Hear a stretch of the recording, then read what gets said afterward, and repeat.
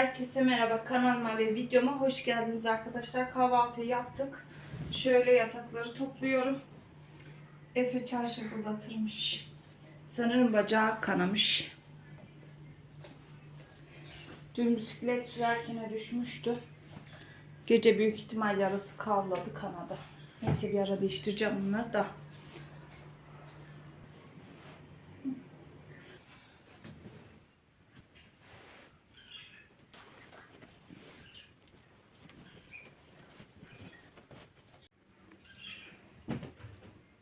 Şöyle leğenimi aldım. Ocağa da su koymuştum arkadaşlar. Kaynadı. Dolap kapakları çok kötü bir durumda. Dolaplarımı sileceğim.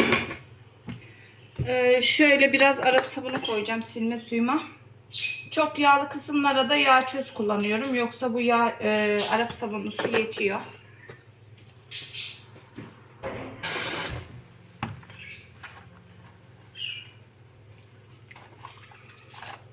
Bir hafta silme, dolapların her yeri iz oluyor, parmak izi.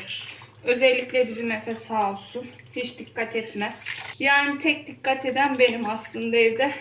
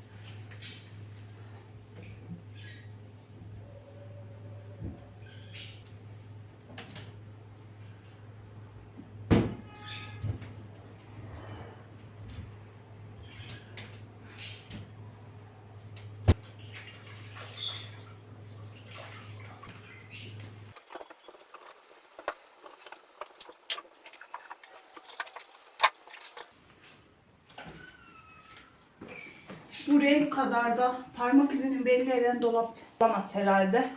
Eski dolabım beyazdı ya, hiç böyle parmak izi falan belli olmazdı. Bunda aşırı parmak izi oluyor. İnanın her gün şu dolabın bu kısmı siliyorum yani. Bir gün silmesem bir gün muhakkak siliyorum. Çok batıyor ya. Çok el izini falan çok aşırı belli ediyor. Bu renk yani asla tavsiye etmem.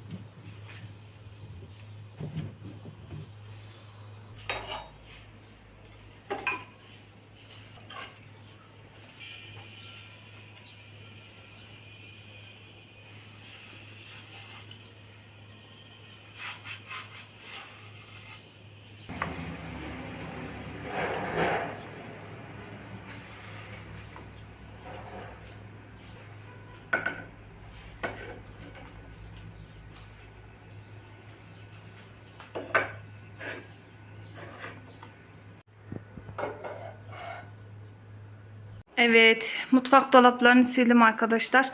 Özellikle şu kısım bayağı bir kötüydü. Efe sağ olsun hiç dikkat etmiyorlar. Diğerleri de öyle.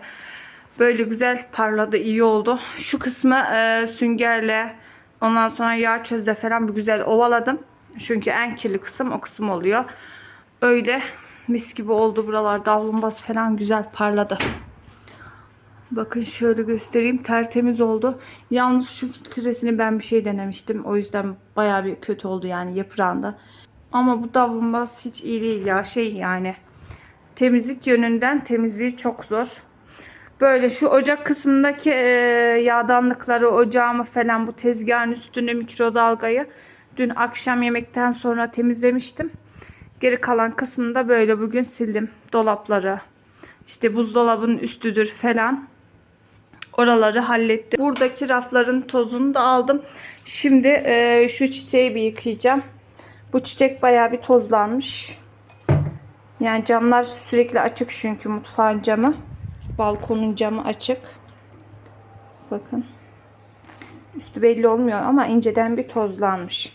Şöyle şunun içine koyayım.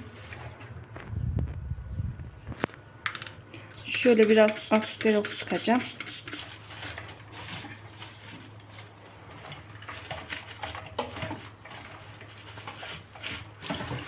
Şöyle bir akıtalım.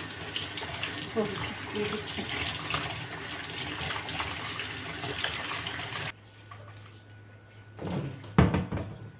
Şunu bir tutayım.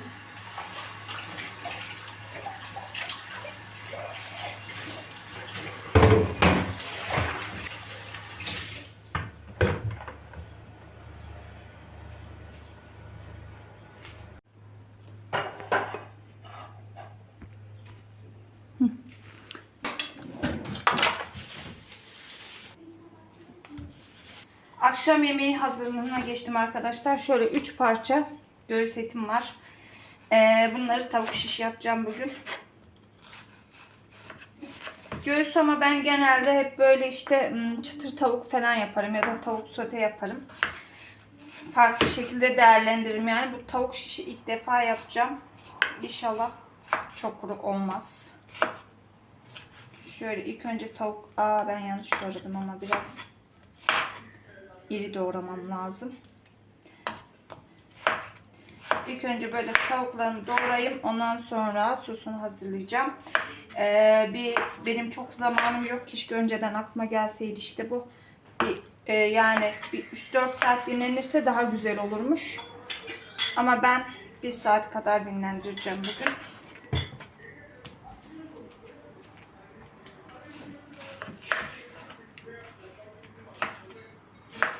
Ayşe çöp şişleri getirsene benim.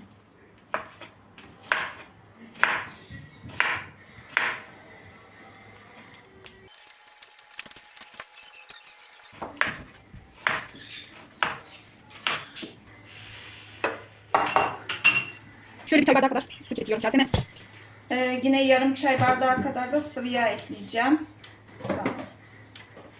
Şöyle bir salça ekleyelim şimdi.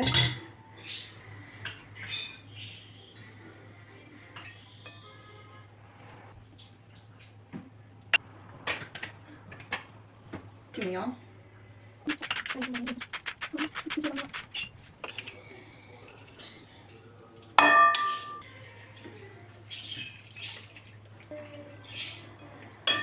Evet, artık tavukla birleştiriyorum.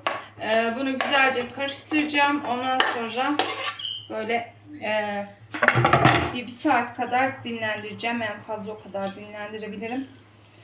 Ondan sonra beraber yaparız yine.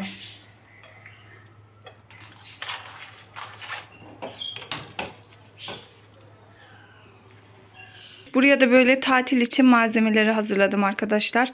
Valize daha bir şey koymadım. Şimdi boş. Elime geçtikçe böyle aklıma gelenleri koyacağım. Böyle önden hazırlamak iyi oluyor. Sonradan mutlaka bir şeyler unutuluyor. Dedim bu köşeye böyle aklıma geleni koyayım.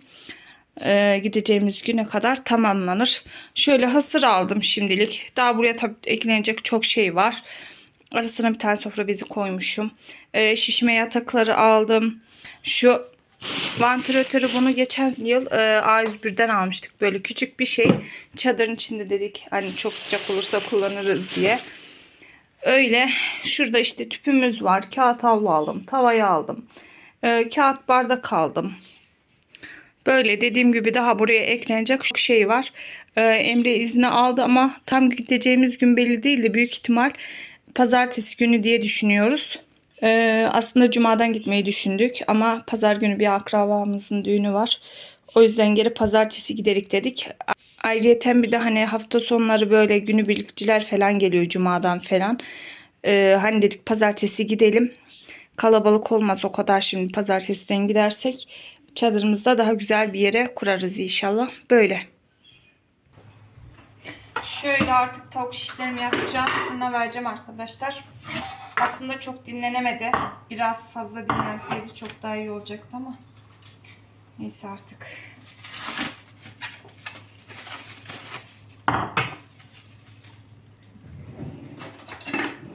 Şöyle bir karıştırayım.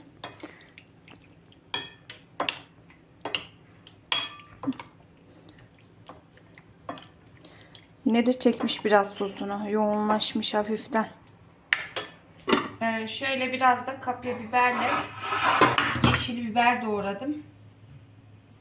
Şimdi 2 tavuk, bir biber dizeceğim şişlere. O da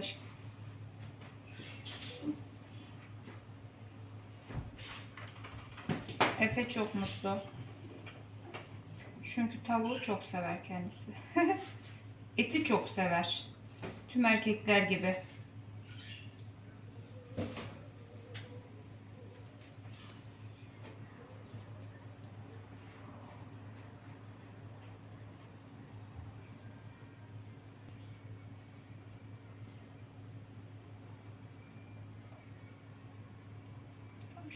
Şöyle yeter.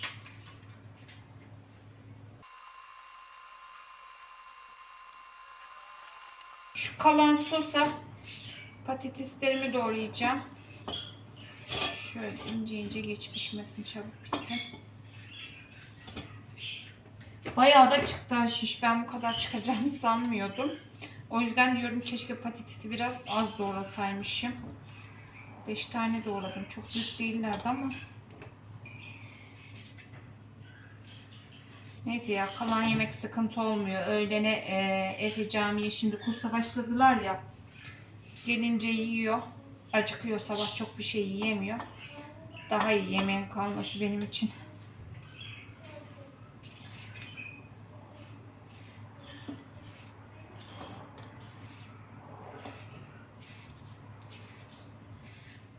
Tamam. Şu biberleri atayım.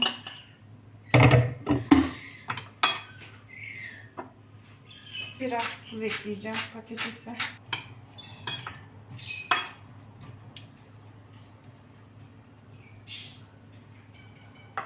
Evet, bugünün yemeği böyle. Şimdi bunu fırına vereceğim.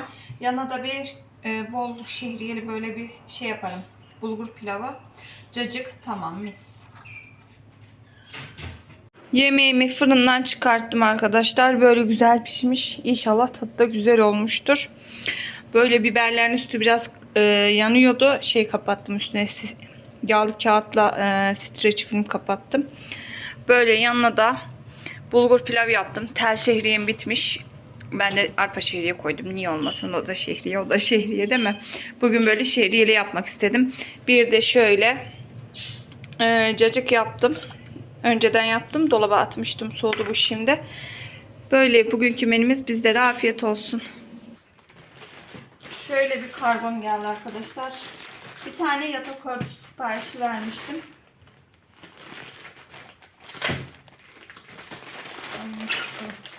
İnşallah güzel çıkar.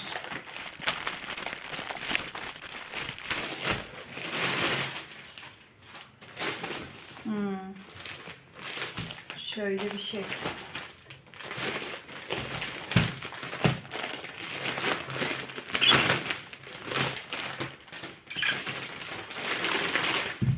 Ay, rengi güzelmiş. Şeyde, fotoğrafta daha açık gözüküyordu.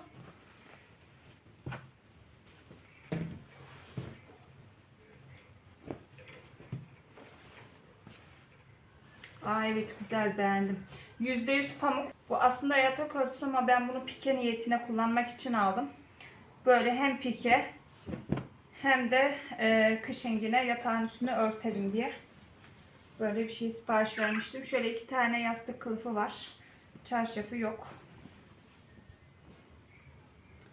Böyle. Aslında beğendiğim başka bir model vardı. Pikeydi o. Ama ölçüsü 200'e 220 idi. Yani yatağın iki kenarından da açık kalacaktı. Kısaydı. O yüzden Böyle bir şey aldım. Bunun boyutu daha büyük. Bir de o yıkanınca yine çekecekti. Daha da küçülecekti yani. Bunun ölçüsü de 240'a 260. Yani bayağı kapatıyor yatağı.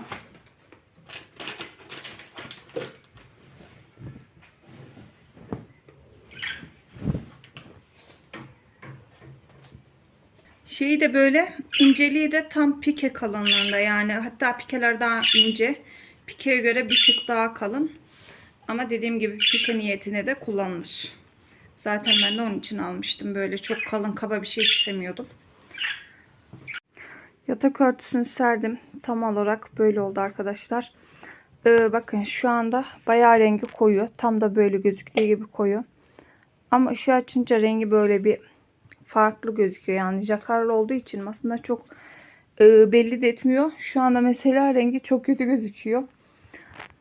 Bakın burada da mesela çok açık renk, farklı gözüküyor rengi. Işığa göre sanırım rengi değişiyor. Şimdi şöyle bir sereyim bakayım dedim. Bakın şöyle modeli böyle.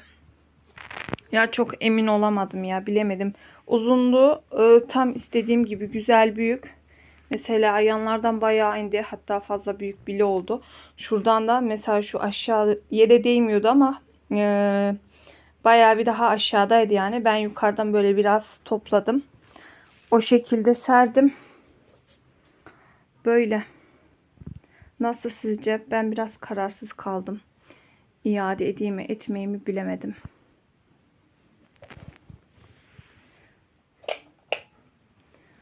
Böyle bir şey arkadaşlar. Şimdi hava biraz karardığı için, akşam olduğu için biraz şey çıkıyor, karanlık çıkıyor ama şöyle modeli. Bilemedim ya. Gerçekten bilemedim. Ama şeyi kalitesi çok güzel. %100 pamuk, zaten belli de yani. Kumaşı çok güzel. Tam da istediğim incelikte. Böyle ne kalın ne de çok ince bir şey istiyordum. Yani pikeden biraz daha kalın istiyordum. Tam öyle. Tam aradığım gibi. Ama işte renk konusunda çok bilemedim. Ne bileyim ya. Daha güzel yatak örtüleri var. Ama hepsi polyester. Ben bunu zaten sırf %100 pamuk olduğu için böyle bir şey arıyordum. Dediğim gibi başka farklı bir pike takımı beğenmiştim. O da böyle sade, çok güzeldi. O da yine mavi tonlarındaydı. Ama onun ölçüsü 200'e 220 idi. Dediğim gibi bir de yıkanınca bayağı bir çekecekti. Bunun ölçüsü büyük olduğu için sırf ben bunu aldım böyle. Ama bir kararsız kaldım şimdi nedense. Yemekler yendi. Yatak örtümü serdim, gösterdim zaten onu. Ya tam içime ne sindi ne sinmedi. Çok kararsızım. Sizler ne düşünüyorsunuz? Yorumlarınızı bekliyorum sizlerin de.